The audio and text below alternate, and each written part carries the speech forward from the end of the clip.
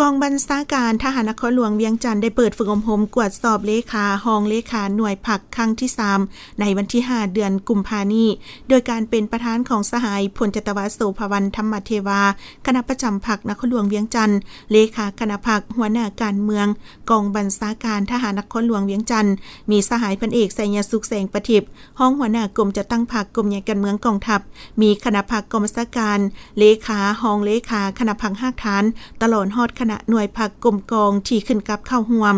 สหายบรรโทเข็มเพชรหันทวงศ์กรรมการผักห้องหัวหน้าห้องการเมืองกองบัญชาการทหารนครหลวงเวียงจันทน์ได้ขึ้นผ่านแผนการดังกล่าวซึ่งได้ให้ฮู้ว่าจุดประสงค์ในการฝึกอบรมครั้งนี้ก็เพื่อยกสูงความรู้ความสามารถการนำพาของการจะตั้งหากฐานผักโดยเฉพาะในทันแถวบรรดาเลขาห้องเลขาหน่วยผักในทั่วองค์คณะผักกองบัญชาการทหารนครหลวงเวียงจันทน์ในใส่ปรับปรุงการจะตั้งหากฐานผักให้มีความนักแน่นเข้มแข็งสามารถเสริมขยายกำลังแหงความสามารถสู่หบและเฮ็ดสำเร็จหน้าที่การเมืองในระยะใหม่เป็นการสูงยูปลุกระดมกระบวนการสร้างหน่วยผักปลอดใส่เข้มแข็งนักแน่นในทั่วองค์คณะผัก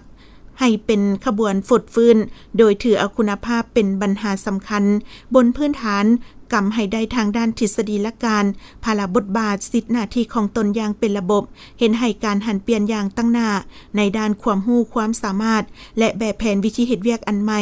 พร้อมนั้นยังกำแน่นบรรดาทัศนะจิตนำและการก่อสร้างผักหูหมุนไซอย่างมีหัวคิดปฏิสร้างเข้าในการปฏิบัติหน้าที่เวียกงานตัวจริงอยู่แต่ละกรมกองให้ได้รับผลสูงเป็นเจ้าการค้นคว้านำเสนอบรรดาเนื้อในอันใหม่และวิธีการนำพาอันใหม่ให้ถูกต้องตามหลักการของผักอย่างแท้จริง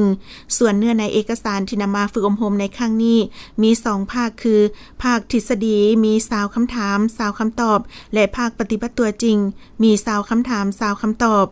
เป้าหมายการเข้าร่วมฝึกอบรมทั้งหมด